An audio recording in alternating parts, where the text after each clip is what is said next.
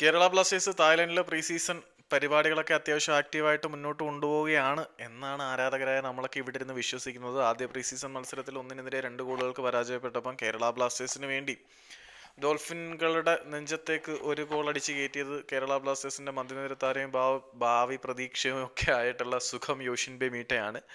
Under age കാറ്റഗറികളിൽ തന്നെ ബ്ലാസ്റ്റേഴ്സിന് വേണ്ടി വളരെ മികച്ച പ്രകടനം കാഴ്ചവെക്കാൻ സുഖം യോഷിൻബെ മീട്ടയ്ക്ക് കഴിഞ്ഞിരുന്നു. കഴിഞ്ഞ സീസണിലാണ് ബ്ലാസ്റ്റേഴ്സിന് വേണ്ടി സീനിയർ ടീമിലാണ് അരങ്ങേറ്റം നടത്തിയത്.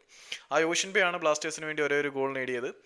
പിന്നെ ബാക്കിയുള്ള ഘടകങ്ങളിലേക്ക് തിരികെയാണെങ്കിൽ ഇഞ്ചുറി കൺസേൺസ്, 2 താരങ്ങൾക്ക് ഇഞ്ചുറി ഉണ്ട്. ജീക്സൺ സിംഗ് ധനോജം എന്ന കേരള ബ്ലാസ്റ്റേഴ്സിന്റെ മധ്യനിരയിലെ ഏറ്റവും വിശ്വസ്തനായ താരം കളിക്കാതിരുന്നതിന് കാരണം ഇഞ്ചുറിയാണ്. അതുകൂടാതെ റൈറ്റ് ബാക്ക് പൊസിഷനിലെ കേരള ബ്ലാസ്റ്റേഴ്സിന്റെ പ്രതീക്ഷയും ആശയും ആവേശവും ആശ്വാസവും എല്ലാമായിട്ടുള്ള പ്രബീർ ദാസിനും ഇഞ്ചുറിയാണ്. പക്ഷേ ഈ 2 പരിക്കുകളും അത്ര മാരകമൊന്നുമല്ല, വളരെ മൈൽഡായിട്ടുള്ള നേരിയ പരിക്കുകൾ തന്നെയാണ്. റിസ്ക് എടുക്കാൻ നിൽക്കാതെ അവരെ കളിപ്പിക്കാതിരുന്നതാണെന്നേ ഉള്ളൂ. ഏതായാലും മത്സരപരിചയം നല്ല രീതിയിൽ തായ്ലൻഡിന്റെ മണ്ണിൽ മത്സരപരിചയം എന്ന് പറയാൻ പറ്റില്ല, ഈ ഒരു പുതിയ സെറ്റപ്പ് ബ്ലാസ്റ്റേഴ്സിന്റെ താരങ്ങൾ നല്ല രീതിയിൽ പരീക്ഷിക്കുന്നുണ്ട് എന്ന് തന്നെ നമുക്ക് വിശ്വസിക്കാം.